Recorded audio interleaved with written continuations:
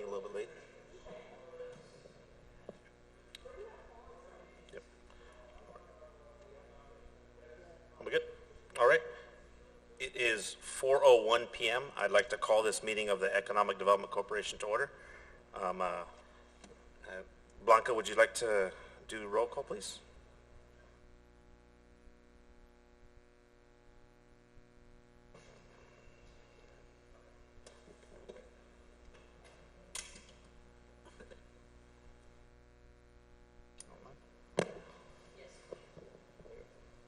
Yes. Can you hear me? Yes, ma'am.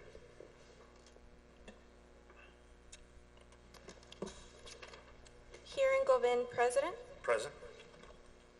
Roland Gomez, Vice President. Daniel Dan Diaz, Secretary. Present. Aaron Ronnie Rivera, Treasurer. Present. Veronica Gonzalez, Director. I think she's coming in on Zoom a little later. Okay. Sabrina Walker Hernandez, Director. And Raul Resendez, Director. Present. And we have quorum. Thank you. If you could certify public notice as well, please. The notice was posted in accordance with the Texas Open Meetings Act on February 18th at 5:58 p.m. I'd like to open the floor for public comments. Do we have anybody in the audience or on Zoom that's registered to speak? Yes, we have Mr. Ronnie Laralde from the Edinburgh Chamber of Commerce, and it's regarding the Fiesta Edinburgh 2022. Excellent.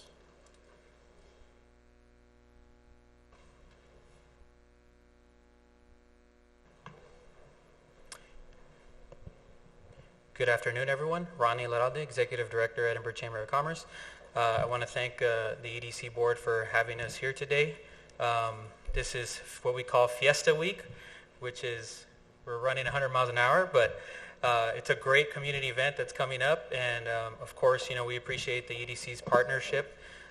So today I'm here with a few of our wonderful supporters that are also our board of directors. I have with me today our special events Vice Chair or Vice President, Ms. Marcia Green from Bird Ogden. I also have Mr. Mario Liscano with DHR Health. He is our incoming president for next year. We have a past chairman of the board, Mr. Johnny Rodriguez with Bird Ogden. And of course, we have Mr. Michael Williamson, our president of the Edinburgh Chamber of Commerce. I'm going to pass it over to Michael. He's just going to say a few words on behalf of the board. Ronnie, thank you very much, and thank you, committee.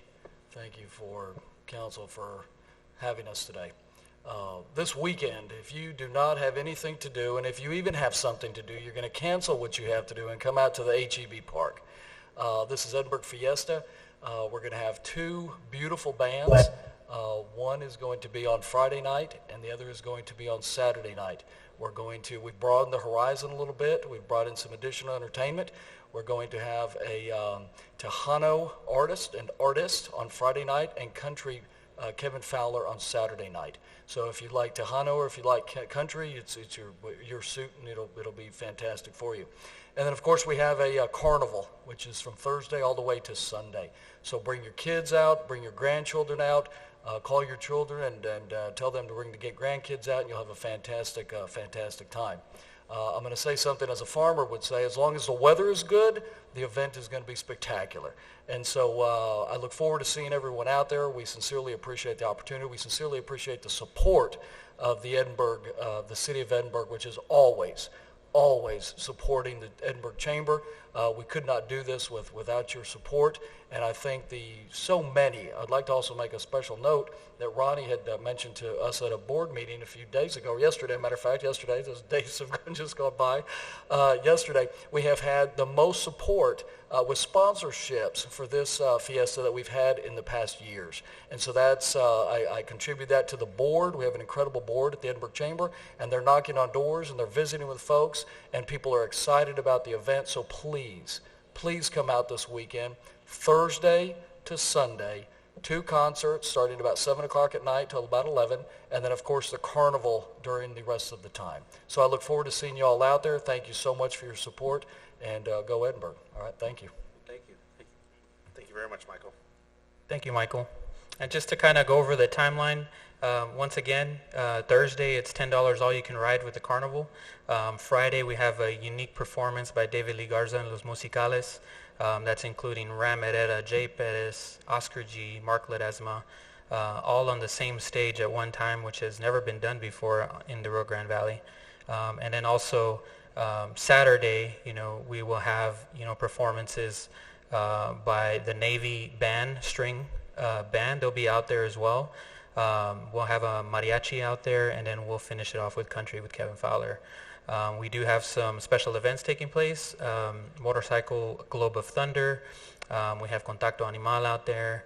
And of course, a lot of things that people can buy. Food, it's one of the big ticket items at our festival, and of course vendors. So I did want to thank our presenting sponsors, Bert Ogden. We're here to thank the Edinburgh EDC as well for sponsoring this wonderful event, and we're here to deliver some Fiesta goodies and to see if we can take a quick check. I also wanted to thank UTRGV, who's our also past president, and of course Hiren, who was a past president on the on the Chamber of Commerce for years. I want to thank you and the entire city, EDC, and the City of Edinburgh staff for their continued support. I did want to, I know I'm past my minutes, but I did want to stress an important thing for community events. I did an interview with the city today. 2020 was a big thing, and it took a lot of thinking, and what these events we take for granted. So I'm asking this community to come out and support this event, support the sponsors, support the city. This event isn't for the chamber. This event is for the city. It's for the community. It's for the citizens, and we hope they come out and take the time to get out to this festival and enjoy in a safe manner and in an outdoor manner. And enjoy this beautiful festival that's put on by so many people and so much business support. So we ask the community to please come out. You can find more information on edinburgh.com, HEBRGV Park, and you can buy your concert tickets on that website as well. So we would love to take a photo with you guys at this moment. Very well said, Ronnie. It is a true community event, all ages, all families. We've been part of it for years, and y'all do a great job every single year. Thank you very much. We're excited. I'm excited. I want to get my boots polished and my hat shaped. But I have one question. Will there be any dancing lessons before then? Well, thank you guys. Your team has done a wonderful job with this, and I know the city's excited, and I know it's going to be a great event. So thank you guys very much. Thank you all. I'd like to add something. I'm a big Tejano fan. I'm a big fan of music. And what's significant about David Lee Garza and all these singers is that David Lee Garza is from Poteet, Texas. He's a multi awardee Tejano Music Awards. And all these singers have started with this band, and they've been very popular for cultivating singers. Each one of these singers started with him and went off and branched off and did their own career. The late great Emilio Navaira started with them. Marcos Orozco's also with them, and all these names, all these singers that were successful with him and branched off solo careers, they're coming back to sing with their original band. So it's a big deal, and I commend you for getting those guys together. Thank you. Do the picture up in front.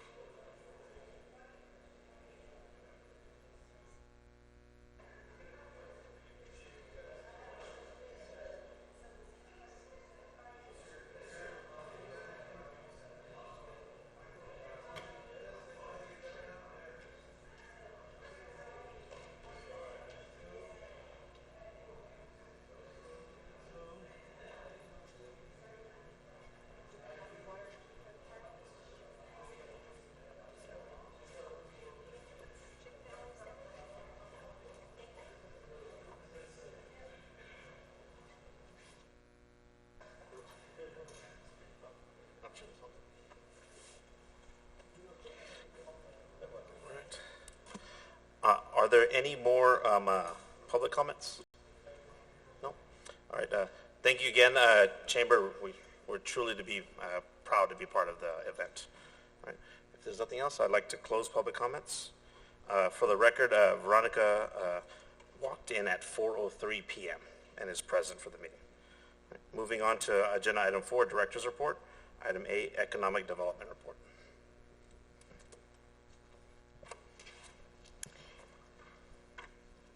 Good afternoon, Board. Yes, we have our Economic Development Department and EDC monthly report. We do want to report that we hosted our Home-Based Business Program Awards ceremony on February 16th, this past Wednesday. Several of the board members, thank you for attending, Mr. Irani, and several of the council members were in attendance to award and recognize about 88 business owners that are based out of their home. There were 44 businesses in attendance, and we hosted a breakfast networking event for them. So it was pretty successful, and we did share some pictures on social media as well. So if you want to go ahead and visit and see the pictures, they're online. Staff continues to review the facade improvement program applications and meet with City Development Services team to facilitate the next phase of the program, and that is meeting with building code and planning and zoning and reviewing their design if that's what is required, and then giving them their go-ahead to start their project. And then once they start their project, complete their project, they need to submit all of the documentation, invoices, expenses that they did that are qualifiable for the program so that we can begin the reimbursement for their project. And then I'll share our PowerPoint with the latest numbers on that in a little bit. We did want to share this opportunity, the AEP Texas New Energizing Economic Development course opportunity.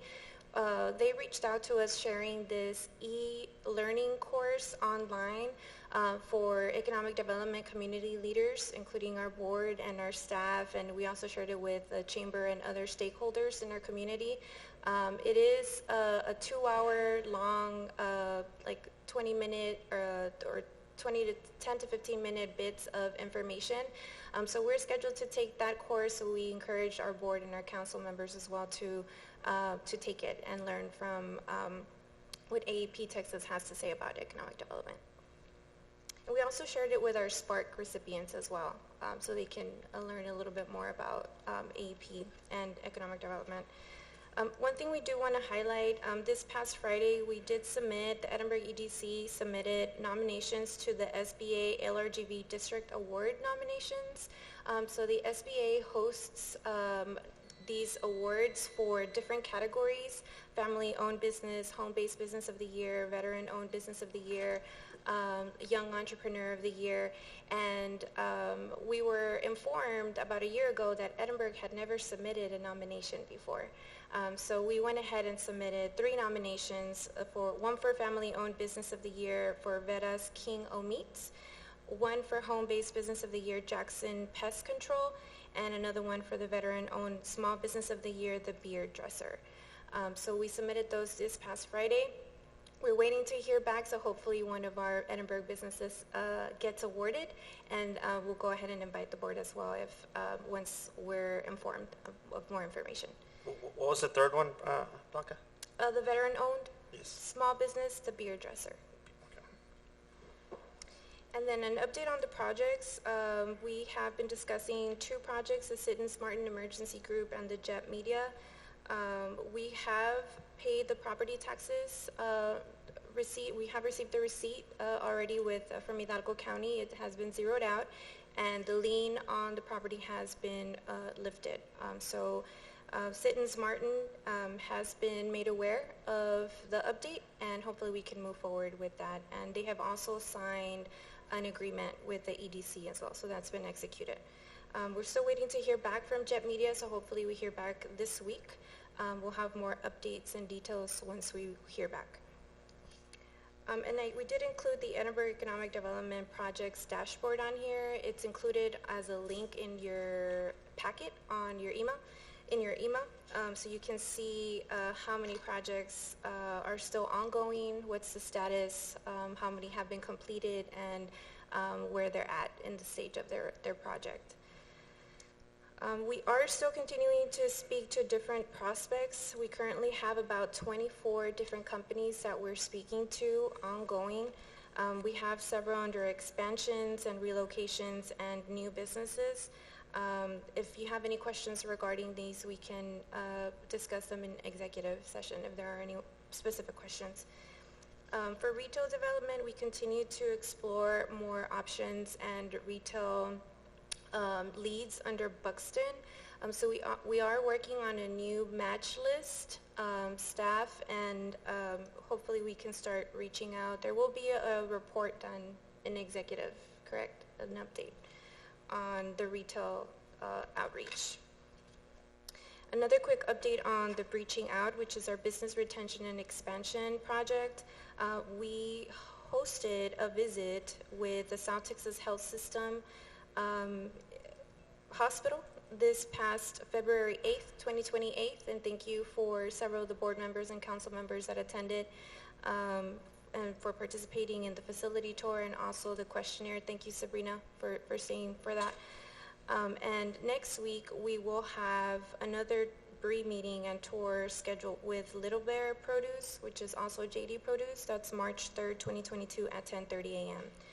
And then future meetings include El Dorado Pallets, Edinburgh Airport, CBP RGB, Don Hugo Produce, Melhart, which is a small manufacturing company, and the International Paper Company. So those are for the next 6 months. And then the next 6 months, we'll schedule another round of visits for our companies. In between those, we have virtual visits as well, but these are for the larger employers. Under marketing, we have included a cost of living calculator. This is actually really, really recent. This was updated on Friday. So it's a very interesting and beneficial tool for anyone looking to work or live in Edinburgh. They can compare the cost of living from where they would be moving from to Edinburgh, and it provides different characteristics and information on cost of groceries or like rent, but also their salary. So it would be a good comparative information for people who are looking to move, live, or work in Edinburgh. The featured properties webpage continues to grow. We continue to add different private properties as well, along with the EDC-owned properties. So we continue to make connections with private property owners, but also we are constantly in communication with Coldwell Banker Commercial RGB, with our broker. They're also very helpful when it comes to looking at properties around Edinburgh. And then a couple of statistics for the Google Analytics for our website. We had 787 users visit the website. Again, the most visited web pages are the resources. That's where you can find our agendas, our board meeting recordings, and other demographic information on there. The Edinburgh data points, that was actually included in our commercial tour that we had back in November, and we continue to update that as well. Our About Us, our featured properties, people are constantly asking properties that the EDC owns, so we point them to that webpage. And then the Doing Business webpage, which includes our incentives information on there. So we have about, people usually spend about 1 minute and 26 seconds on average during their visit to the website. We're working really hard to increase that, but 1 minute and 30 seconds is usually the norm. But we definitely want people to go into our website and find what they're looking for and stay on there and not leave immediately, right? We want them to stay and browse. I have a quick question about the cost of living calculator. Yes. So how are we marketing that? Just on the website, or are we and does it include other cities within the Rio Grande Valley if you wanted to do a comparison of what your cost of living is to live in McAllen versus Edinburgh or Farr versus Edinburgh? Yeah, so we just included it this Friday. So we are working with media to do a social media splash so we can point people in that direction and know that that tool is actually there for anyone locally that wants to see, but also outside of the city. Sure. It only includes Edinburgh at this moment because we want people to compare to Edinburgh, right, where they would be moving from. But we can look at seeing if we can include other major cities. Well, I was just thinking about for people within the Rio Grande Valley who may choose to move to Edinburgh, Edinburgh. right? If they want to compare what they're paying now, of course, to Edinburgh, they could go on there, and I guess they can see what Edinburgh, what their cost would be in Edinburgh, and then they can compare it to their own cost at home. But I just didn't know if you could go on there and do like a comparison city to city, and that way you'd see what the cost would be. I would have to check because I know when the drop-down menu, it includes all the cities from different states. But I would have to see what other cities within Texas, because I think you Blanca, could do. It's there. It's there. The other cities of the valley Are there? are there. Okay. So Okay. the scenario is you're moving from Harlingen to Edinburgh. To Edinburgh. Exactly. So the 2 is only Edinburgh. Yeah, they could Okay. only compare to. Yes, to yes, our that's what city. I meant. Okay, thank you. Adding a little bit to that, I don't know if there's a way to add it to the 311 app or, a link on, if the chamber wants to put it on their website, it links back over here.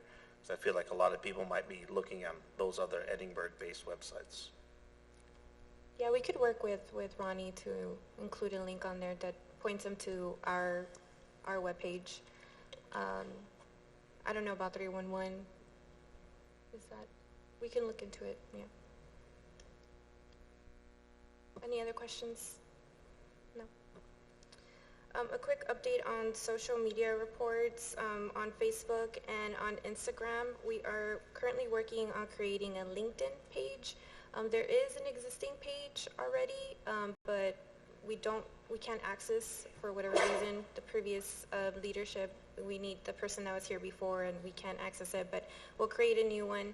And so we can professionally market the EDC, right, in the professional social media platform. But for Facebook, we do have a large amount of following. We have about over 12,000 page followers, which is significant. And for Instagram, we have a little bit less. We have about 1,200 followers. But it just depends on the audience for each of the platforms. It's different. But for sure, Facebook is our strongest following. And then one update for our student internship program. This was included in our work program that we presented to our board in the beginning of the fiscal year. We are in communication with Workforce Solutions, the UTRGV Career Center, SCC Career Center, and the ECISD Career and Technology Education to connect and begin conversations regarding an internship program. We are having an introductory meeting on Thursday, March 10th, 2022, here at City Hall, so we can begin exploring how we can work together and leverage resources for our students, either ECISD students or our college or university students, and align them to internships with our employers here in Edinburgh. Then more updates on our properties. We have been improving or making improvements to our 1710 South 28th building. We have replaced AC units that needed replacement for years now, and we were able to do that this past month. And our next improvement will be the roof. There are some leaks that we need to look into, and we are getting some quotes to review and see who's the most affordable and most qualifiable bid that we get. And then another interesting program is another AEP energy savings program. We were approached by one of the reps from AEP for an energy saving solutions program, and that is a program that AEP funds through a contractor. In this case, it's Affordable AC, to replace all the fluorescent lights with LED lights, and that will help your annual bill save money. So for us, it would be $2,222 that we will be saving, and it'll reduce the greenhouse gas by 15.69 metric tons of carbon dioxide. So that's happening at our 1710 South 28th building now. So hopefully we look forward to those savings that we get with the electricity. And we did share that information with our Spark recipients, and I believe you have a form in front of you with a QR code if you want to look further into that. It is for businesses only, so if you want to share that information with your colleagues as well, we welcome that. And our last update is our request for information. We submitted two proposals, Project White Eagle and Project Iron Eagle, and we're waiting to hear back from the governor's office with those two projects. And then we did attach the sales tax collection comparison for your information. And you can see that Edinburgh is number 6 as a rank for this past month of January. But yes, that concludes my program, my report. Would you want me to report the Spark 4.0 numbers now, or do you have any questions?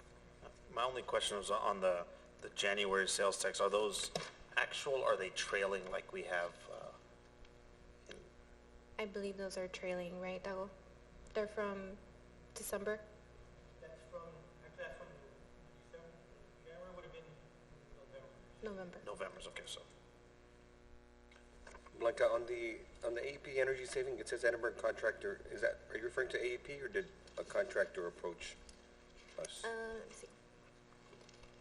Yes, which would be affordable AC.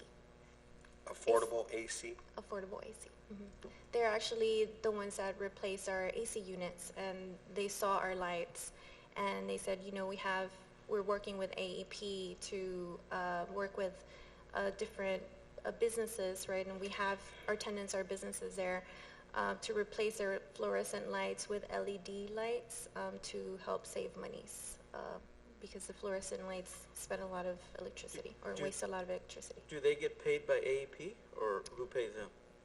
Yes, they get a fee, a small fee, but AEP is the one that funds the program. It's no cost to No us. cost to us. Mm-hmm. And they replaced the lamps at no cost, you said, right? Yes, correct.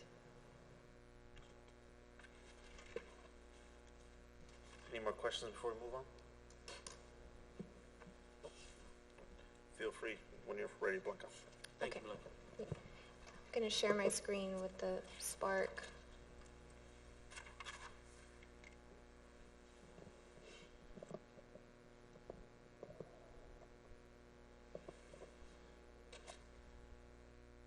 There it is.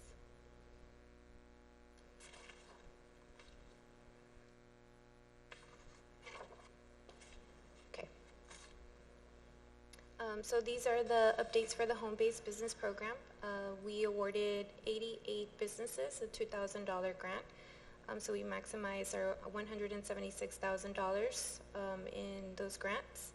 We do have a waiting list with 122 businesses, but we were able to approve 88 at this time. And our facade improvement program, we did receive 110 applications. We are pending review for 76, and 34 have been pre-approved. We have been hosting those pre-development meetings with the development services team, and we have met with 12 businesses, and we have an $850,000 budget for the facade improvement program. And we also have a waiting list for this one, which is 94 businesses. Do you know how many are like in the downtown area, or, I guess, East University? For The lack of a East better- University. Yeah. We have about 15. Excellent. Yeah, we're still block walking and asking them, and we're still getting inquiries. But, yeah, we have about 15 right now. And so we have, the allotted money is for 76 businesses to be funded? Is that right? Yes. And half of those are for the downtown area, and the rest are for the city, inside city limits. The total we can fund is, I guess if everyone gets 10,000, we get 85, correct? So 85, yes. yeah. 85, total. yes, thank you. Is there a time limit for them to put this in, or how exactly does it work? I know we had talked before, some businesses don't have the money to do it ahead of time, but is there a time limit? At what point do you start referring to the waiting list if they don't get it done? Right, that's a good question. Everyone that we've met thus far is eager to start. So we're moving as quickly as possible to get them through the development services meeting so they can start, they can get that approval and they can start. We haven't met with anyone that has said that they can't start for lack of funds or anything like that, but I mean, it could be possible that it could happen. And in that moment, I guess, yes, we would go back to the Spark waiting list and go to the next one in line. So do we have any parameters for them to start at a certain amount of time? Is there a time limit? Or what if they put it off for a year? Is that? They cannot, yeah. The project has to be completed by October 1st, 2022. Awesome. Yeah, and if they need an extension, they have to reach out to us, my staff or myself. We can deliberate the request, and then we can extend if necessary. So basically, they won't get the money until they've finished the project? Correct. That's the way- Yeah, it's on a reimbursement basis up to $10,000. Okay.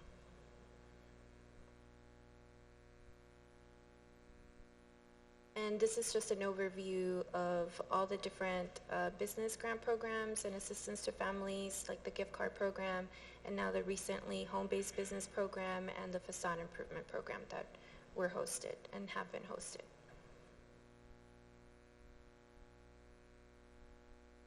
Any questions? No. Great job on all this stuff going forward. I think we need to blast those numbers to the sky because that's great. It's going directly back to our small businesses. I'm just curious, what is your deadline to spend those funds? Because I know with all these federal grants, they give you a kind of a short fuse on that. My deadline is to expense it by the end of the year, but I don't know if there's by the end of the year. So there is a date to obligate, date to expend, but we've always used the scope of this program to finish in the year because City Council may consider doing another allocation of this, so we don't want dual programs floating, so.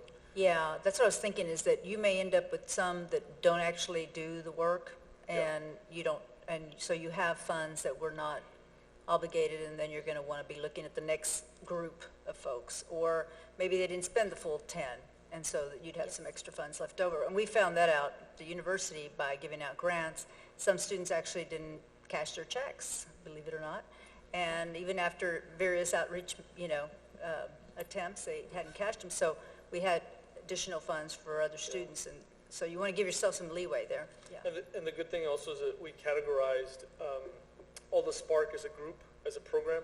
So, if staff needs to, move some of that to the home-based or other programs, You can move it over. do it interchangeably. But yeah, these are pretty technical compliant programs. So yeah, from day one, October 15th was the date that they had to complete them. Yeah. And all the monies, I think, is till 2024, I believe, right? Yep.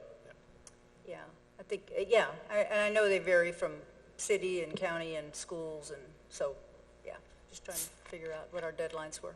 Yeah, we put our deadlines before.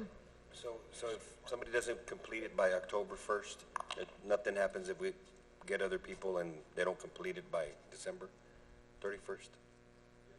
So again, with all the programs combined, if there's any unobligated funds, we can say, okay, we have this much left, and then the simplest thing is to recategorize that to one of the Spark programs. Maybe do another short-term release Okay. of facade or home-based. So it's our own deadlines that we have there? Yeah, yes, sir.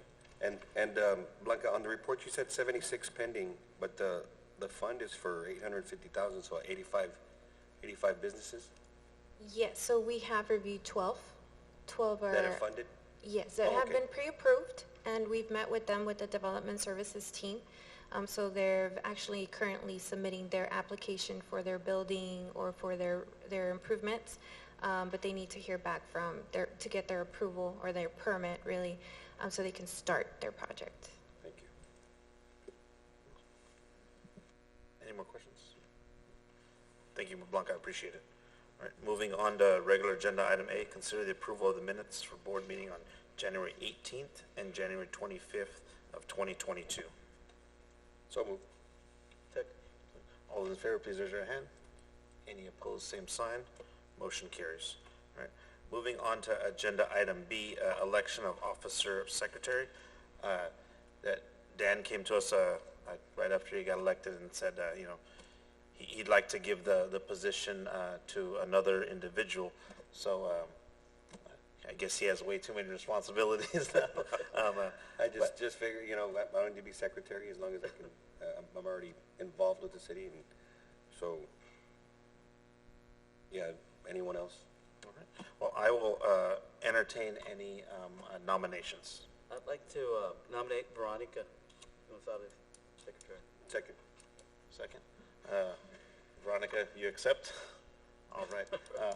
All those in favor, please raise your hand. Any opposed, same sign. Motion carries. Congratulations, Veronica. Moving on to agenda item C, consider the approval of the financial report for the first quarter of October 2021 through December 2021. Dago, the floor is all yours, sir. Yes, I'll provide a little bit of context. So first and foremost, I want to thank Chris Villarreal. He's on the line for all of his support.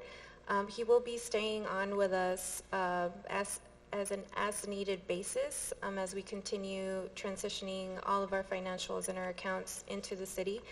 He's been a great support for us, for staff, for me, for even Dago and our auditors. So I just want to recognize Chris and thank him for all of his time and support and guiding us and teaching us really all about the bonds and about the financials. But it's been a journey, and he's been with us, and Dago, finally we're here at the point where Dago and our reporting, our financial system, the city's system, has produced a report for our board for the EDC accounts and funds. So that's what Dago is going to report in a bit. But we were able to incorporate some of the requests that we've been hearing from the board throughout this past year and a half or so. I mean, there's still some work to be done. Dago and I just got together before the meeting, and there's some things that we do need to square out a bit, but I think this is a good report, quarterly report for the board. So I'll turn it over to Dago. Thank you. Yes. President and Board of Directors, Dago Soto, Director of Finance for the City of Edinburgh.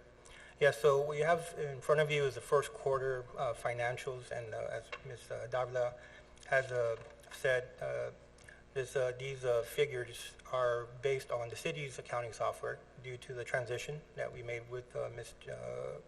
Villarreal. And some things that you will notice between what you were used to seeing and compared to this report is one it's a little more condensed, just a little more condensed just for reporting purposes. And another big change is it was usually traditionally reported as a cash basis based on whenever cash was deposited into bank accounts and whenever checks were cleared from that bank accounts. But in this way, which is similar how we report to with the city's general fund, it's on an accrual basis. So we record revenue when it's recognized, and we record an expense or a check when it's actually issued, not when it's actually clears the bank. So those are the two. Just on far as timing, those are the two main differences. And okay, so let's start with the balance sheet. So this is a balance sheet for the EDC, and as you could see, we're talking about your current assets. So it's mainly your cash, your investments, and the receivable that we've come to know as what is the Santana bonds. Current liabilities, accounts payable, that figure is our checks that those are expenses that are recognized, but the check won't go out till the following month. So that's the amount against your cash, because that cash is about to go out right in the next month. And so the remaining after your total assets and your liabilities is your fund balance.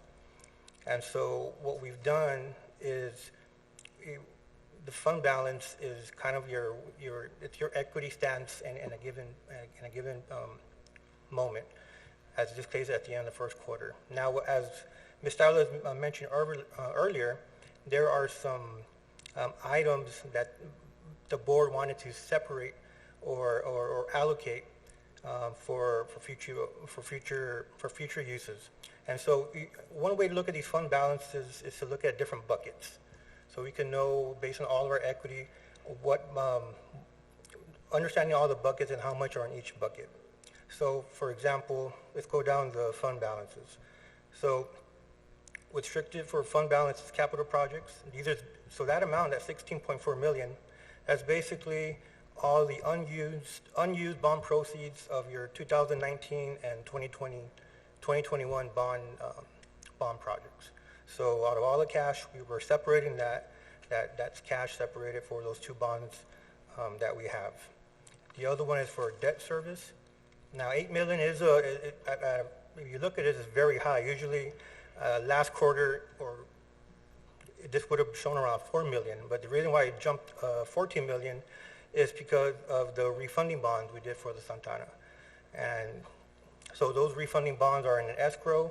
They're going to accumulate interest until we could finally pay off the bond in February of 2025. So we're separating that cash in this category of fund balance.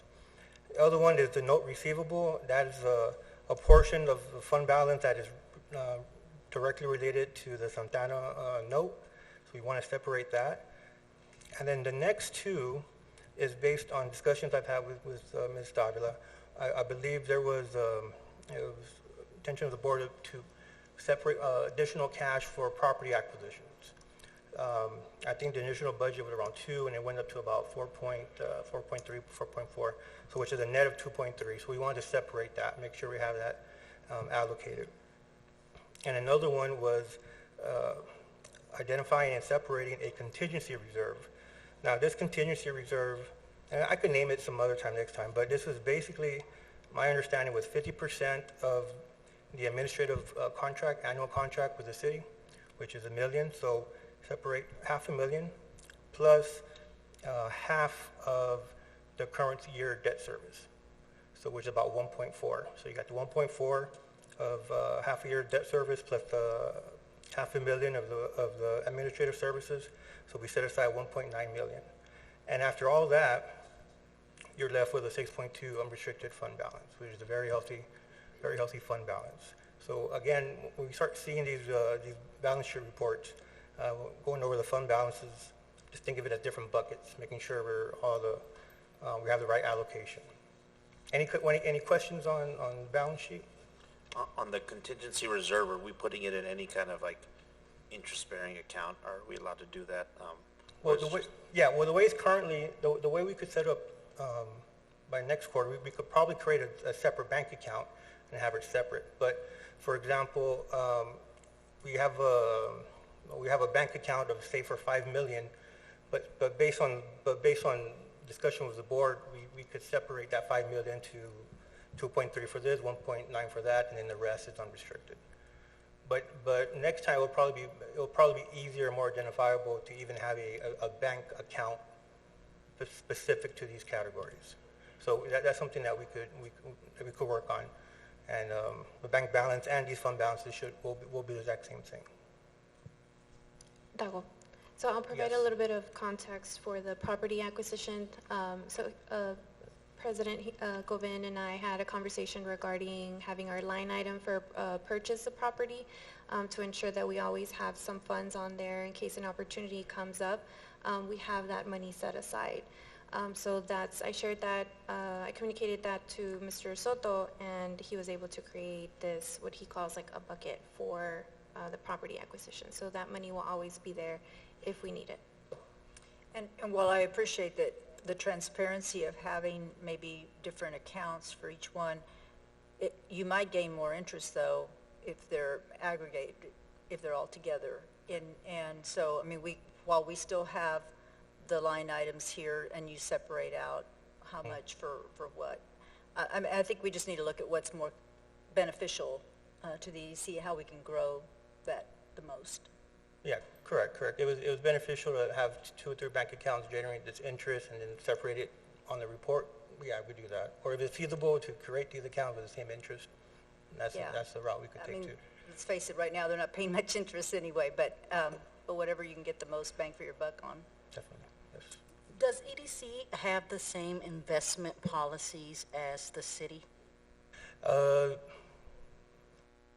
I have to double check that. I think the latest, I'll need to get back to you, but I believe on the latest revision that we did to the cities was to include the EDC, but I'll need to double check if that actually did get executed. And if it does, can the investment policy be different if EDC wanted to be a little bit more aggressive in investment? That's probably something I could probably talk to council about on a later note. But it is possible. It is possible that the EDC can have a separate investment policy from the city to be a little more aggressive. Of course, all in accordance to the Public Investment Act. Yeah, there are state laws to it, but yeah, it can be. It's possible. Okay, thank you. Okay. Okay. Now, on the next part of the report is monthly budget activity report. I know this is also similar to what you've seen before. And so what I did was I started with the total budget, and then I showed the individual change of each month. So that's the net, the net activity for each month, October, November, December. And those three add up to the year to date. So that's the total for the year. And so then you'll have your comparative budget versus actual with a percentage of used and what's remaining. And so you could see those 3 months of the sales tax, which of course is EDC's main source of revenue. And you can see the month, not when it was received, but it's the month that it's recognized. So all of these are trailing 90 days. So, and this one, in this format, it's actually it's trailing when we actually receive the cash. But this is the month when this month is actually recognized. And so on far as on this report on the revenues, you have it on two sections: revenues and other financing sources. And then under expenses, you'll see it's broken down by administrative services, programs, properties, incentive agreements. And what I did was I wanted another section to identify expenses related to the bond money that we have. So I didn't want to put it part of day-to-day expenses, so I separated those out, so it could be a lot more identifiable. And of course, the last section of the expenses will be debt service. Any questions on the format of this report? Dago, could you refresh my memory? What's the rental income, that number?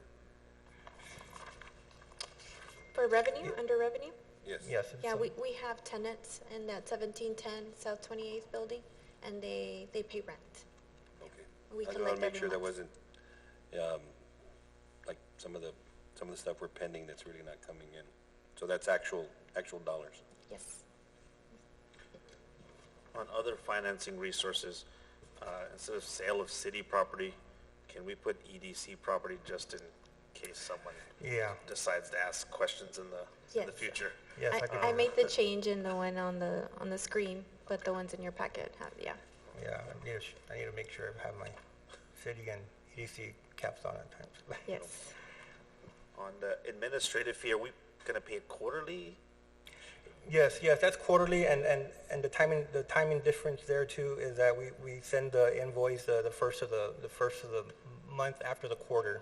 So we actually the invoice was on January 1st, the quarter million. So that's why we don't see it yet.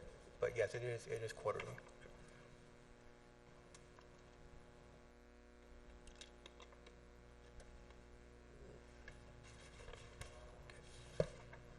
Okay, moving on. It is supplementary information, which are cash balances, and so and you'll see that some of these, as far as the ending balance, is very similar to the balances you see in our balance sheet. And so what I did in this one was I did two components: unrestricted cash and restricted cash.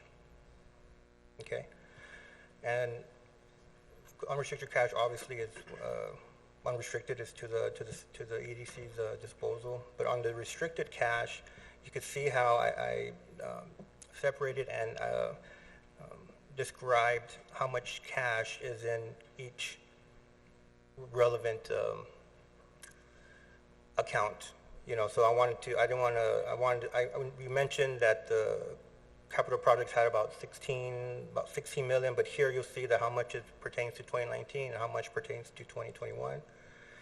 You'll see that on the debt service fund balance, it was 18 million, but 14 million, you see it's related to the Santana refunding bonds. Remember, these are actual cash balances. Debt service reserves, that's restricted. And again, the last two, in accordance with the fund balance, is the separation and allocation of 2.3 million for property acquisitions and 1.9 for that contingency reserve. So we add up all this, that is currently the book value of total cash on the EDC's books, 41.6 million. Sorry, I don't want to backtrack. No, go ahead. On the capable kids, weren't we supposed to have the groundbreaking sometime in the next couple of weeks, or am I mistaken? Are we still on pace for that?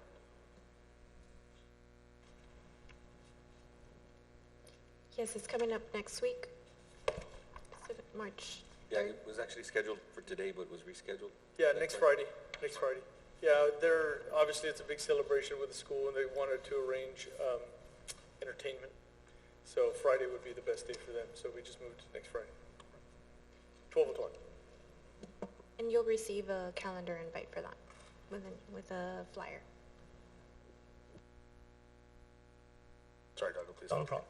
And any questions on the cash balances portion of the report? On the bonds, on the debt service, arena bond shortage, those interests and the principal payment, they're all referred to the arena?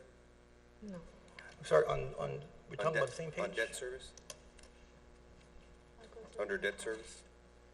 On the same page? No, I'll go up. Here. Right there. Right here. Yeah, you got the arena bond shortage. Okay, 1 yes. million. Yes, so, okay, on the income statement, so on the debt service, yes, well, there's three categories.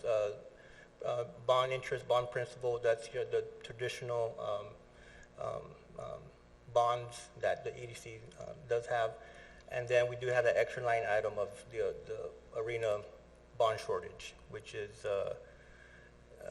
based on the financing plan agreement. The EDC must have at least 125% of the anticipated shortfall it can have.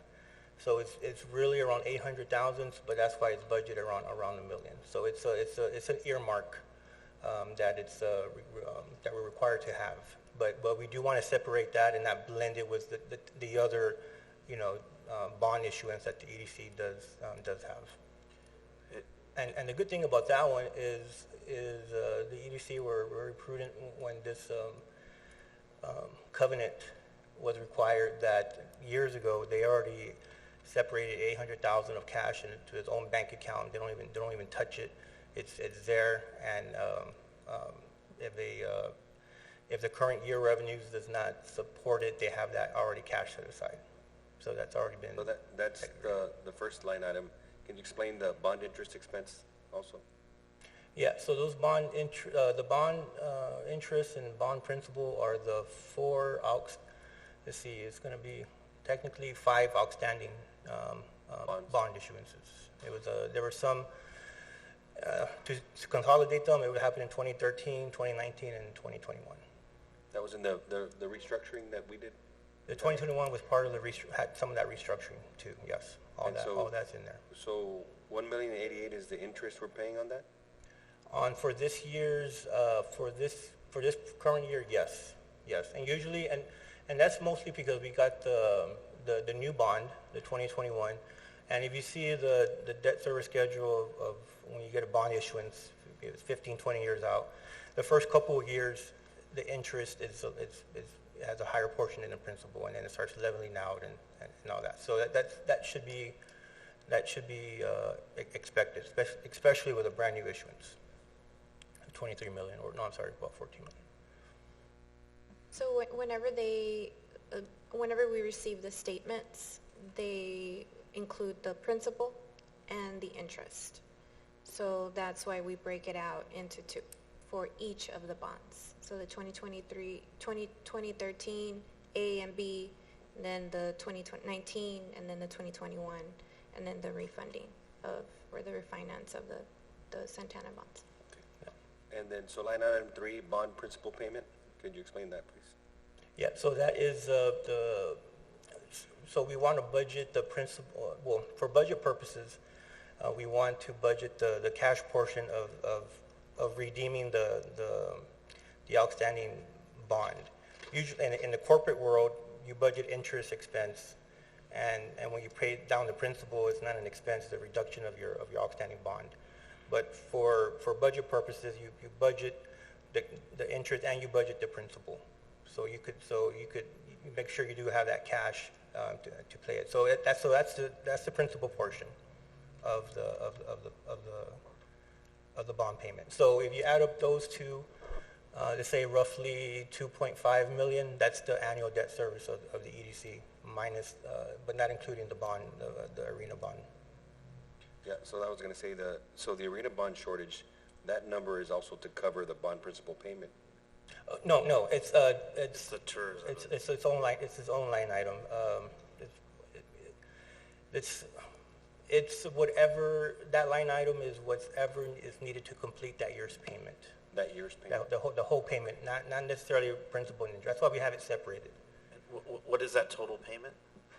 That the total payment is averaging around 2.5. Is there any way underneath the bond shortage of $1 million, we can put, hey, it's at this point, and so we can see that, hey, we're above it, and it's going to be less than $1 million, or wherever it's at? Like kind of tracking it up to that total amount? Yeah. Is 800,000 the max, or is that for a term of 5 years? Is that correct? Yeah, the way the contract was written, was for the EDC.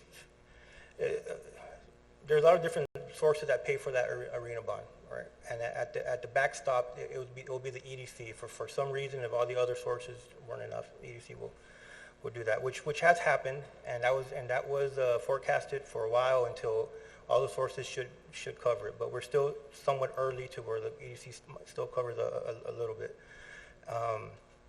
And so the covenant, so the covenant is that every year during the budget process, we need to give an estimated amount of what the shortfall might be, okay? And whatever that shortfall might be, the EDC needs to budget 125 times that, just in case there's a variance. So roughly it's been about 800,000 more or less it needs to cover, but by the contract, EDC needs to budget 1.25 of that. So a quarter of the. What's the end date on that? The end date on that, I think roughly 2045.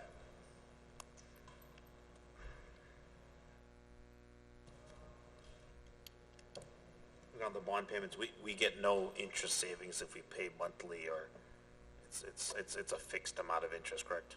Yeah, and these bond payments are usually biannual, typically February and August of the year, February and August, twice a year.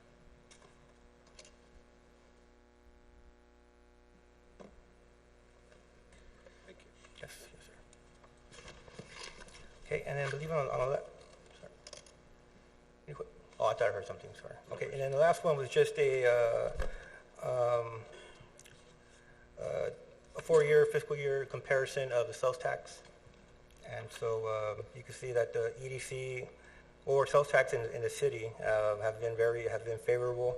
It's been for the most part an increase for each month, and for the year it has been 15% increase compared to last year. So it's has a great trend, very promising trend, and usually don't see this type of growth. A standard growth is typically 3 to 5, and that's really good. But at this rate, it's at 15%. So I think that's all I have for my presentation. Is there any other questions?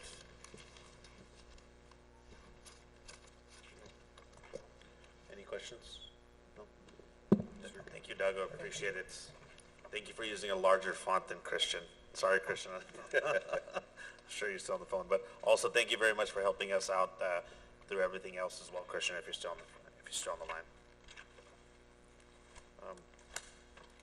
There's no more questions or comments. I'll entertain a motion for approval of the financial report for fiscal year Q1 of 2022.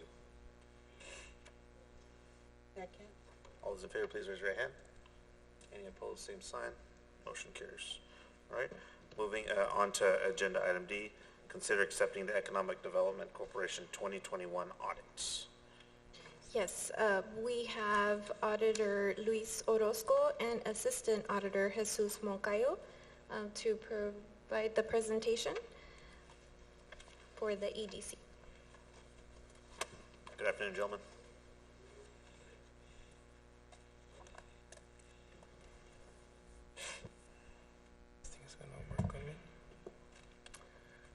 Good afternoon, all of you. My name is Luis Orozco. I'm the auditor for the Economic Development Corporation, and I'm here to present the audit for the year ended September 30th, 2021. What I'd like to start with is that obviously we have meetings with your finance department, your management department regarding all the information that's here in the audit. There will be another review before it's being sent to the final viewers of the financial statements. That the people are going to be receiving a copy of the report. And there's a lot of data that is included in this particular report. We're going to concentrate on the main components of the main items that make up this report. If you have any questions at any particular point in time, just feel free to stop me and then we'll answer those questions. At that particular point in time also, if you feel that you need, for any reason, you need to digest a little bit more into the audit report, go over some of the data that is being included in here, we're going to make ourselves available for any either through regular communications, emails, teleconference, or if you feel that you need to actually make another, you have a series of more questions and I need to come back and actually make another, or answer those questions for you in another meeting, I'm going to make myself available for that. So with that in mind, Mr. Moncayo is here with me, and he was essential, obviously, in the conduct of the audit. I would like to bring your attentions to page 2 and 3 of the report.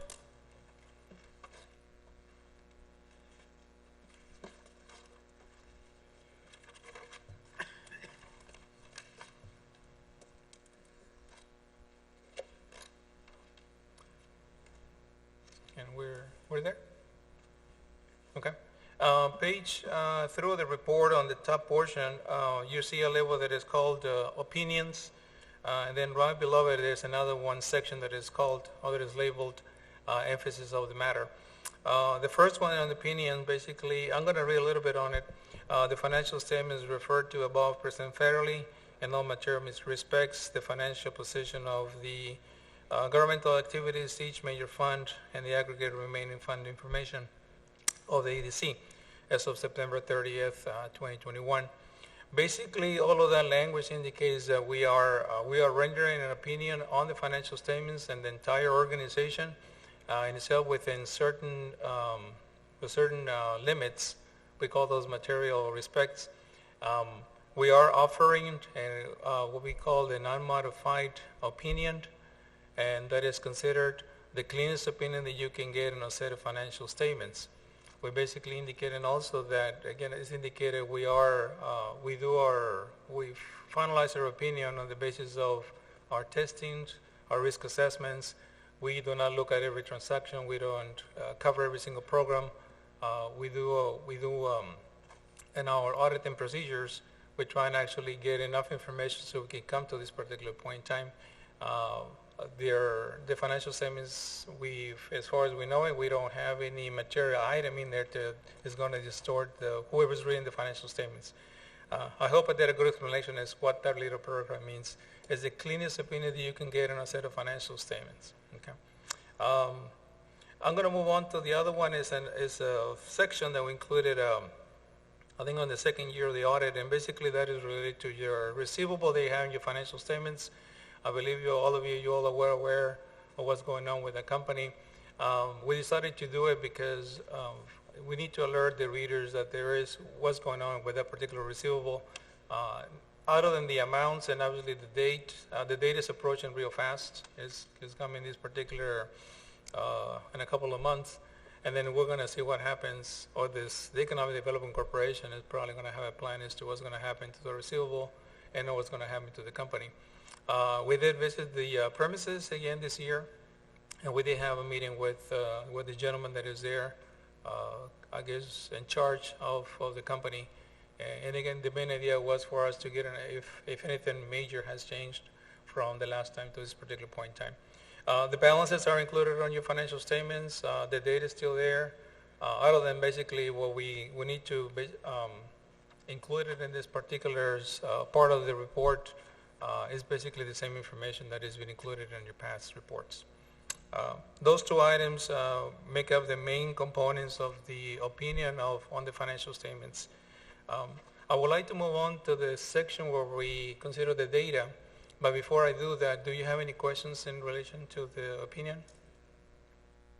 Mr. Orozco, I see you put there that there's I guess a debt owed for taxes on Santana. Do you know what that amount is? I believe that it happened in the prior year. I believe it's the same thing. The EDC had made some agreements with Hidalgo County Appraisal District to cover some of the property taxes, I believe in payments. I'm not sure exactly where we are with the point, but that was the case because the company did not have enough funds to cover the entire property taxes at that point in time. I believe there was an agreement between the EDC, Santana and the Hidalgo County to set up a payment agreement. And that's going to happen based on our conversation with the gentleman there. That's going to happen again this year. But they just got to wait till the deadline so they can start they can't do a payment process before the due date pretty much, but it looks like they're going to do another payment. Correct. I understand that they're trying to work a deal out or a payment plan, but where are we with that, staff? Because we already know about. So let me just clarify one thing, Board. There was no agreement between the EDC and Santana to do anything with their property tax payments. That was completely worked out on their side with the county and the attorney representing the county.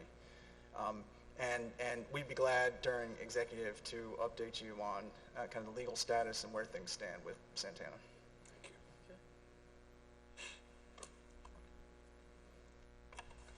Okay. Move on with the data? Yes, sir, please. Thank you. My intention is just to present to you the main reports or the main components of the financial statements. Most of the data, when it's being presented to you, was presented to you on September 30th, 2021. It was included. Obviously, we do go over there, and there were some adjustments made. Page 13 gives us what we call the balance sheet on the governmental funds. I'm going to read off again some numbers. Keep in mind that these numbers are as of September 30th, 2021. And as also Mr. Soto was indicated, the financial statements are in the format of what we call modified accrual basis, which is basically something that is close associated with cash. So we do have certain items in there that we normally not see on a full set of accrual basis. But there is another report that we include in here that is also, that we already include everything we consider on accrual basis. And I'm going to actually bring that point whenever we're at that, with that particular report. Page 13 again is the balance sheet. The total assets, $59,718,867. The majority of those numbers is being composed of all your cash and investments. Accounts payable, $790,515. And then you have your fund balance, which basically is considered the worth of the entire Economic Development Corporation, again, as of September 30th, 2021, $58,928,352. The breakdown right above it includes all the different allocations that we had on that particular fund balance. The line item where it says 3,600 unassigned fund balance, the 10,443,805. That's basically what is not being considered either for a particular reserve or any form of restriction associated with it. So 58,028,352, that it was considered the fund balance as of September 30th, 2021. Page 15 gives you your income statement. We have it just basically summarized. We don't have it in detail as Mr. Soto's presentation was here. We follow in the format of your financial statements on the audit. The total revenues on those at $8,423,887. Obviously, the majority of those money is coming from your regular general sales and the sales tax. Then we have a total expenditures of $7,876,215. We do have only 3 categories, and basically those categories are you can consider programs or departments within the EDC. 2 major ones, the debt service was going to be what was used to cover the debt service. The capital items to determine how much it was spent on your acquisition of either land or equipment. And then the other portion is the rest of the items. The rest we'll consider the rest of expenses. The total of those again is $7,876,215. Before we had special items, we had a profit of $547,672. As you know, there were some issuance of bonds during the year. The receipt of those monies are included here in your income statement, $23,590. We have also a sale of some property, I believe it was some land, $1,210,000. So total other special items is $24,800,000. So there was an increase between how much money you received and how much money you spent on the year, and that increase was $25,347,672. You started off the year with $33,580,680, and you ended up with that year with that amount that I just mentioned to you previously, $58,928,352. So the increase on the fund balance for the year is $25,347,000. But again, keep in mind the majority of that is because of the receipt of those bonds that were during that particular year. There is another report, and that is on page 11. That report is basically, once we take the numbers from the cash basis, and we are required to convert those numbers into what we consider an accrual basis. That's when we actually remove certain items. So these are more associated with what we consider a regular for-profit organization. I'm only going to present the statement of financial position or the net position, which is basically your balance sheet. Considering now in this new format of the numbers, the total assets is $67,135,029. Then we have what we consider the liabilities. The liabilities is $50,235,515. All of those monies, all concentrated on the bonds payables, or the majority of those monies. And then we consider the net position, and the net position is basically the worth of the organization, again, as of September 30, 2021, and it's $16,899,514. If you want to, again, you have your fund balance, $58 million on cash basis, and then you have $60,869,000 on what we consider an accrual basis. Both of the statements are required. Again, you're a component unit of the City of Edinburgh. We are going to be incorporating these numbers into their audit report, and that's the reason we have to follow this format. Okay. I covered what we consider the 3 major financial statement reports. If you feel that you need for me to go into another report or give more clarification when it comes to the data, I'll be more than glad to do so. Okay. There is another small little section. This is not considered a single audit report. It is considered still a yellow book audit, and the reason being because there were some formal grants associated with a particular year. I'm going to have Mr. Moncayo cover that section. It's a very small section, and then you're ready to go. Good afternoon. If I may direct your attention to page 33. And this right here is our statement or our audit report in Yellow Book standards, pretty much governmental auditing standards. And the main paragraph on this particular report is the second paragraph. And I'm just going to read off to you that particular paragraph right there. I'll maybe give some time to get there. Again, it's on page 33.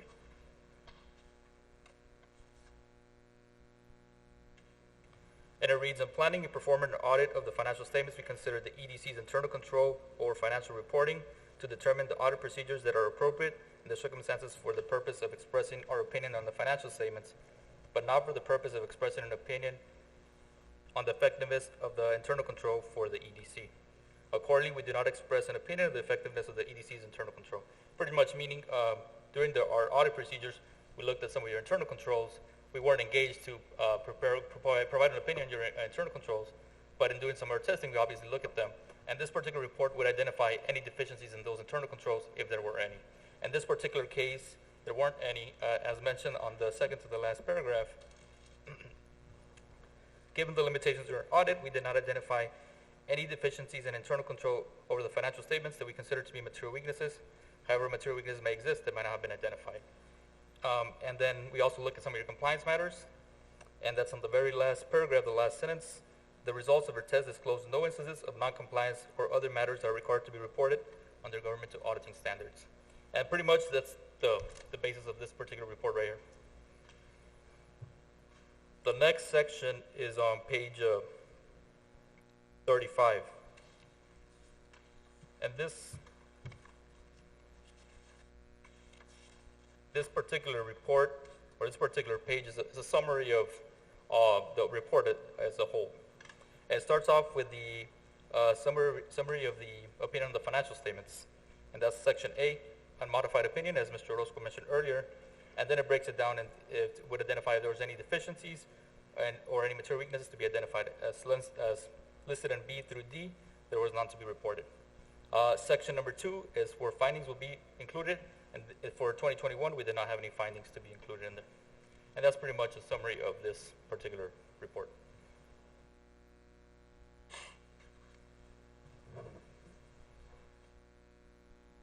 What we have done basically is covering the opinion on the financial statements, some of the reports, the financial data, and then the small little section we consider compliance. If there's anything else that we can answer for you, if included in the report, we can answer any questions at this particular point in time. And again, keep it in mind if for any reason you need more time to go over the report, and if you have any questions in the future, we're more than glad to answer those for you. Can I answer any questions right now? Anybody have questions? No? Thank you, gentlemen. We appreciate it. Thank you. With no questions, I'll entertain a motion to consider accepting the EDC 2021 audit.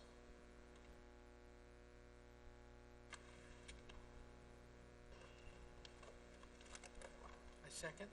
I don't think anybody first. Motion. You make a motion? I'll make a motion to accept the audit. All right. Okay. All those in favor, please raise your right hand. Any opposed, same sign. Motion carries. All right. Moving on to agenda item E, consider the approval of the South Texas Manufacturers Association 2022 Cornerstone sponsorship for $5,000. Yes, so a little bit of background for the South Texas Manufacturing Association. So they have been in existence since the early 1990s, and they have had membership from other cities in the RGV, all the way from Brownsville, McAllen, Edinburgh, Harlingen. But during the pandemic, they did experience some hardship, so they did lose some membership, some manufacturing membership, and other organizations as well. And they just recently lost their executive director. So we did have a meeting with Mr. Mike Willis, who is here, and he was brought back by the board. He was the previous executive director, and he was brought back as interim to help the STMA with their fundraising and aligning their work plan and their strategic plan, and then their membership recruitment as well, so they can hire an executive director, and then he can turn it over to them. So he restructured the sponsorship levels from $500 for membership for the EDCs to $5,000 for a cornerstone sponsorship level. and that includes the membership, the annual membership fee, and also the wage, and I think I have it here. There's like a wage and benefit survey report that they do on a every 2 years. And I'll let Mr. Mike Willis add anything else if he wants to. So yeah. So this sponsorship would be for the next fiscal year, by the way. Afternoon, sir. Thank you for your time. Y'all hear me okay? And we're trying to add a little value, not just asking for a handout, okay, on this. So every other year, typically 7 to 8 EDCs around the valley pay our association $2,000 each to fund manufacturing industry wage and benefit survey. I've been conducting that myself for years as their executive director, and I've continued to do it since I stepped down because I have the trust of the local HR people as well as the corporate HR people. They send me all the information themselves. That is probably the best resource we provide for both the industry and for our EDC partners. When you sit down with a site selector or a prospect, that is a key piece of information to have. I worked with Workforce Solutions. I was their labor market guru and senior business service manager for the Regional Workforce Board for quite a few of the years that I was also running the STMA. But that information isn't available on that level of detail. And I'm sure Blanca will tell you that one of the key things that companies look for when you're meeting with a prospect, one of the first things they want to know about is the workforce skills, wage and benefit practices, and all of that. So, I mean, this is a real resource, and I've actually worked with a lot of EDCs at the table with site selectors explaining this information. So it really helps an EDC look good if you're interested in, focusing on some manufacturing prospects, to have this information and be able to talk and provide it to them. So that was $2,000 every other year, and then your annual dues were $500. So one of the things we had to do in 2020, we had a $5,000 a year scholarship program. So we were providing scholarships to dual enrollment high school students who finished high school in the advanced manufacturing technology program and didn't quite have their associate degree, but they had a certificate. So we were given $5,000 scholarships to students from different school districts around Hidalgo and Starr counties to do that. So we have partnerships with TSTC, with Southmost College, with the university, and with South Texas College. So as we get back on our feet financially, we want to use some of this sponsorship money to start reinstitute that scholarship program and grow it over time as we can. We do want to raise the salary for our executive director. Y'all know what wages have done in the last several years, so that we can really find a good, strong candidate that I can help train and groom to take the organization to the next level. But there's also, we're redesigning our website. There's going to be a banner ad with all the Cornerstone sponsors on that. In the footer of my emails, the executive director's emails, there'll be a thank you to the Cornerstone sponsors. Any email we send out to maquiladoras, site selectors, all of our partners, that'll be at the footer of the email. We've already gotten support from McAllen and Brownsville EDCs, and verbally I've got interest from FAR, Mission, Edinburgh, and Weslaco EDCs, and maybe Harlingen. We've got a couple of staffing companies that are also going to purchase the sponsorship. So what we're trying to do is to quit relying on trying to find a lot of members that are not manufacturers, service companies, hotels and such, and rely on their dues to support the organization. We want to be able to have the director focus on the manufacturing industry and the manufacturing members. So this strategy should help us to be able to do that. So that's sort of what it's all about. I think there's some information in your packet that kind of goes through the details on it. And I think Blanca had asked if we waited until October, the new fiscal year, to submit that. So to us, that'll probably be a 2023 sponsorship. To y'all, will be your fiscal year. I'd be happy to answer any questions related to that or STMA. I was one of the founding members. I was a plant manager for 26 years, most of it in the Valley. a lot of it in the apparel industry. So I was there when we formed STMA as a plant manager, and I ran it from 2003 to 2018. I thought we were in good enough shape financially to hire a full-time director, so I retired, stepped down, and served on the board, and then the pandemic hit. I've also benchmarked us against Austin and San Antonio associations. We all lost about 25 to 30% of our members over the last 2 years because of the pandemic, so it's not an unusual thing. In fact, I copied this Cornerstone sponsorship idea. They both do that, so they have a lot of companies that step up. We're going to also talk to the colleges and the community colleges about this sponsorship opportunity as well.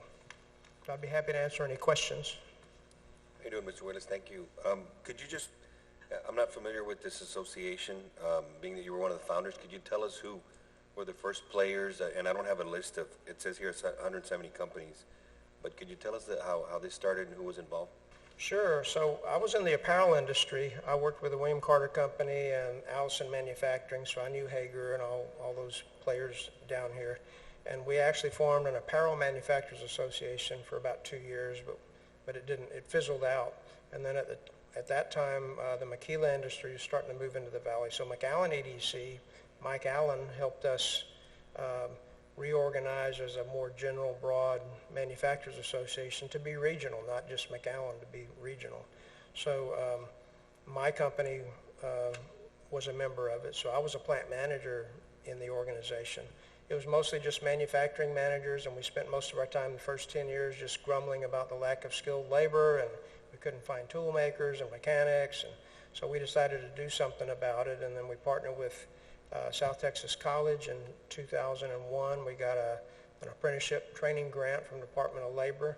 It had money in there for STMA to hire a full-time director to manage the apprenticeship programs that the 3 community colleges would provide the training for. And my company had just closed, so the board came to me and asked me to be their executive director. So I did that for 4 or 5 years. They paid me like $60,000 a year, the public record. And then we got one more grant under the George Bush administration to continue that program. So we did about 100 plus apprentices all through the valley for industrial maintenance mechanics, tool and die makers, and plastic process technicians. And then as the grant was winding down and the enrollment was slowing down, I told my board at STMA that it's been really nice, but I'm going to have to go get a real job now unless we can find someone to pay me to do what I'm already doing. So Bonnie Gonzalez, the new CEO of the reconstituted workforce development boards, our workforce board wanted people at the board level on a business service team that had credibility in the business community. So she approached me and hired me to continue working at STMA and be her business service rep. So that's kind of how I got into that. So I was involved in helping all these schools get grants, working with skills development grants with the Workforce Commission. I'm on probably every advisory committee in the valley at any of the community colleges related to manufacturing. And more importantly, we've encouraged our manufacturing managers to serve on those boards. So I've been involved with, I've done a lot of work with different EDCs, more with some and less with others, to help recruit new industry to the valley. I know quite a bit about that company whose name we don't mention. I heard it earlier from the start. I helped them on the workforce side, and I helped them, tried to guide them. I won't get into all the details, but I was very familiar with them. I wasn't involved in their financing, but in and out over the years trying to help them with their recruitment and staffing as they tried to ramp up their workforce. So if I can be of any kind of resource for any of y'all as far as that goes, I'd be happy to contribute. So anyway, that's sort of the background. But the association is a 501c6, like a chamber. We're a nonprofit, not a charity, but a nonprofit trade association. We don't advocate for political candidates. We can advocate for causes. We work closely with the Texas Association of Manufacturers. We let them lobby the legislature for, like we successfully worked with them to get the legislature to double the skills development grant money going to the Texas Workforce Commission back in 2009, 2010 during the recession. So we've done a lot of work on lawsuit reform, workers' comp reform over the years, basically anything we can do to help the industry. But it's always been about promoting careers in the industry and trying to help develop workforce training programs to see if we can provide the skilled labor we need for the industry. It's just actually a small part of the Valley workforce. It's about 4 to 5%. You know, y'all are very, I know, involved in healthcare and all of that. And, you know, retail is still going strong in the Valley. Manufacturing, we don't need every young person to want to work in manufacturing, but the industry's changed a lot. There's a lot more automation and technology. It's been going on for 30 years, but it's really accelerated in the last few years. Now we've got machines calling plant managers at night to let them know that nobody's worked on them and they've been down for 3 hours. So it's changing. A lot of robotics and automation, and we need a higher skilled workforce. Mr. Wiggles, has STC been the school of choice for that type of training? Yeah, they cover Starr County and Hidalgo County. They can't cover outside of that. So we worked with them to develop academic programs. For example, we have the Institute for Advanced Manufacturing. It's a 2-year associate degree or 1-year certificate program. It's got machining, precision measurement, a lot of that in it. That was actually created by us with them as a feeder program for our apprenticeship programs. But now it's before the pandemic, it was in 7 or 8 different school districts around the 2 counties. And we've got students, and we've got over 200 students enrolled in it, and a lot of them are graduating high school with a full associate degree in AMT. A lot of them go on to engineering school and go into other things, but a lot of them, the companies are actually finally, after years, fighting over those graduates because the labor market's so tight, they're having a hard time finding workers. And then that's the academic programs, and of course they've got welding and other stuff, but on the customized training side, that's where new hires or people that already work in the industry can get customized short-term training and earn industry credentials to help make them more employable or help them move up the ladder with their companies and create more jobs in the middle. So we've been involved in all of that, helping the schools create the programs, working with the CTE programs at a lot of the high schools. I know Edinburgh North had a nice machine shop. I've been out of touch for about 2 years, but they're not in the dual enrollment program, but I think y'all have a standalone high-quality machining program at Edinburgh North, I believe it is. And the guy that runs the program at STC came through Edinburgh North in that program. So yeah, that's been our key focus is workforce training and development, working with the schools. And I was really in a pretty good position working for the Workforce Board because I could influence grants and share with the schools through STMA what the needs for industry are. Because a lot of people run around with ideas about what we need, but they forget to ask the industry that. So we're the voice of the industry in the Valley. We've got 92 manufacturing companies from all over the Valley and some maquilas. We're not the Maquila Association, but a lot of maquilas that have sites on this side are also members of our group. So our job is our director is supposed to keep their ear to the ground and know what's going on and communicate that to the schools and the workforce boards and the workforce commission and all of that. So we try to help meet the needs of the companies that are here and also companies that are coming. And that's kind of where EDCs fit in, is, you know, trying to bring new companies and help the ones that are here grow and be successful. I've had some conversations with Blanca too. I'm a pretty knowledgeable resource as far as economic development and as far as the manufacturing and call center sectors. So, you know, that's something I can do as a resource through STMA now that I've left the Workforce Board. So I've known Mike for a long time, and I know he really knows everything there is to know about in the manufacturing industry. Mike, thank you for being here, and thanks for giving back your time to come back as they are looking for a replacement. I guess you'd been there so long, they just hadn't even thought about replacing you. And then, yeah, and it was, you know, I retired, I stepped down from that, and I've been serving on the STMA board since the end of 2018, and so, you know, they kept rolling their eyes at me, and I said, okay, you know, I need to do this, so I plan to stay with it at least all year, maybe a little bit longer. You know, one of the things we've all been scratching our heads about and trying to do is making sure that we align the curriculum in the schools, from the CTE programs to the community colleges, university, with the workforce needs. And I don't think there's enough conversation going on about what the workforce really, how much manufacturing is going on throughout the Rio Grande Valley, and then what are those needs so that we can then align the curriculum to it. Will your organization be able to help with that? Sure. Okay. And, a lot of people push agendas and all of that, but a lot of it doesn't come from the companies we have. Yeah. And there's no question that if someone's trying to, like SpaceX or someone like that, they've got unique needs. Mm-hmm. Their needs aren't going to be exactly like most of the other companies in the valley, although we've been building rockets in Harlingen at United Launch Alliance for 30 years.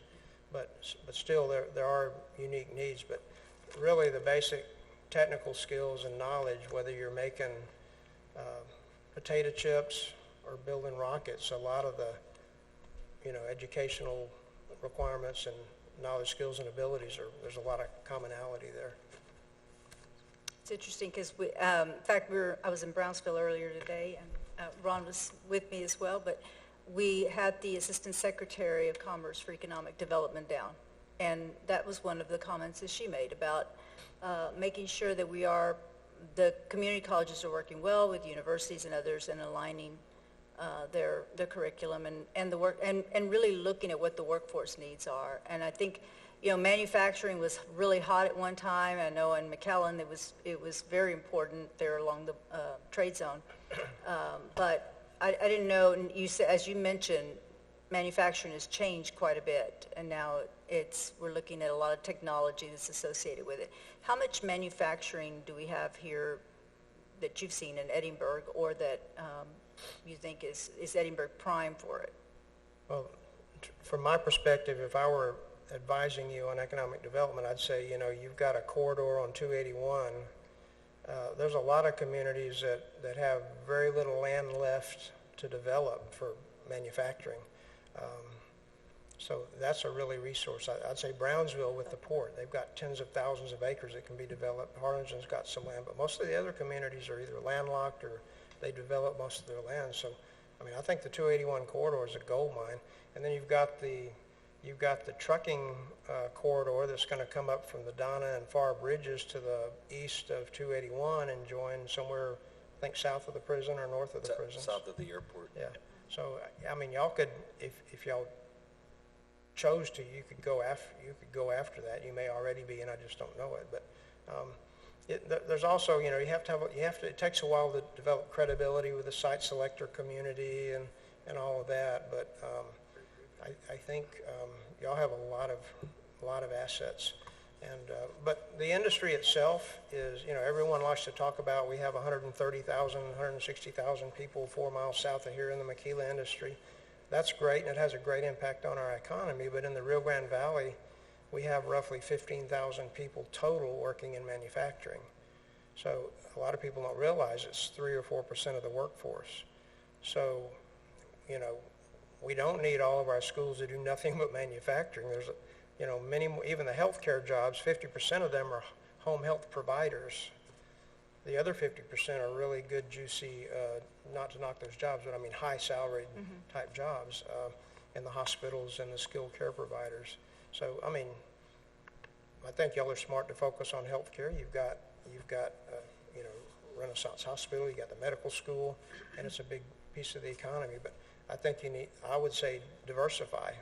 You've got call centers, you've got the manufacturers and all of that, and you've got the land which manufacturers need. Right. Great.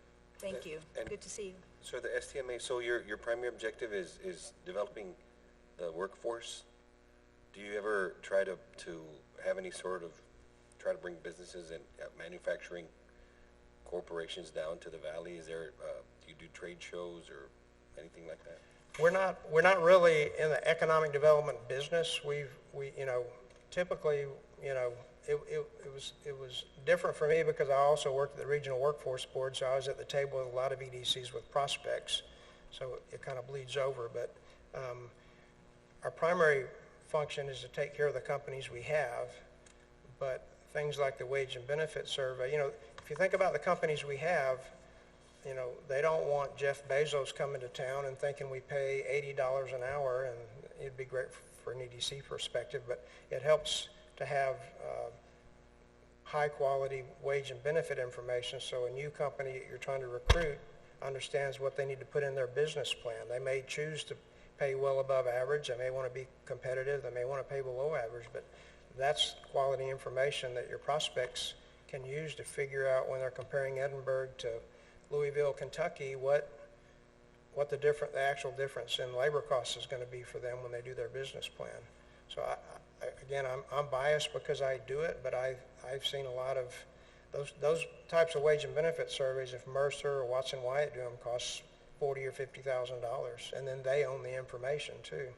So and there's not many other associations that do this. So it's something as a plant manager, I needed. So the HR managers and a lot of the company managers and corporate people really appreciate it. I get calls all the time, especially now. I'm paying $15 an hour and I can't keep a forklift driver. Where am I going to find him? And I said, we don't make humans.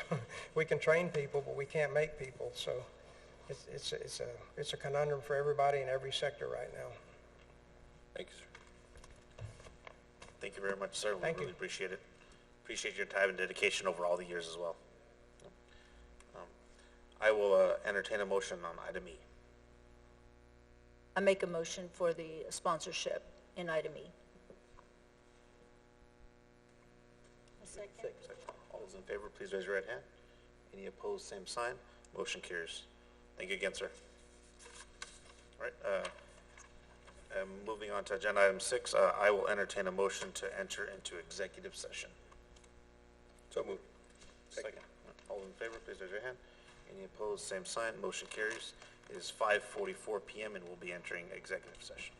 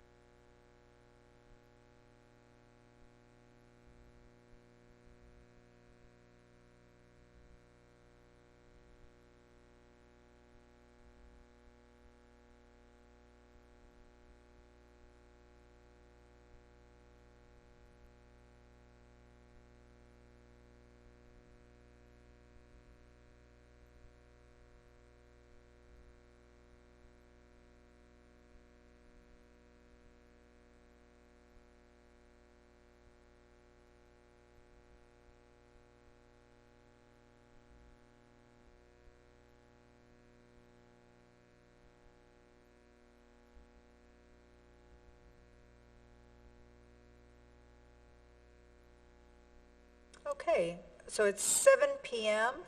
And we're coming back from executive session. We had to, we lost one member here in Govan, had to leave, so I'm taking over here. I think we have, after executive session, we have one item to approve, and I'd like to get a... I'm sorry, I didn't mean to interrupt, but if we could just officially take a motion to go back into the open. Oh, yes, can I get a motion to go back into the open session? So moved. Okay, you made the motion, and Dan, you seconded. All in favor, raise your right hand. Okay, we're back then. Thank you. So now I'd like to see if we can get a motion to negotiate, to allow council to negotiate and enter into a settlement agreement with Dan Damon as discussed in executive session. So moved. Second. Okay. We have a motion, a second. All in favor, raise your right hand. Okay. It's all no and opposed, right? Okay. Dan, you were in favor? Yes. Okay. Perfect. Any other business to be discussed this evening? No, I don't think any further action is required at this time. All right, thank you. And so now accept the motion to adjourn. Motion to adjourn. Okay, we got a motion and a second. All in favor, raise your right hand. Okay, meeting's adjourned. Thank you.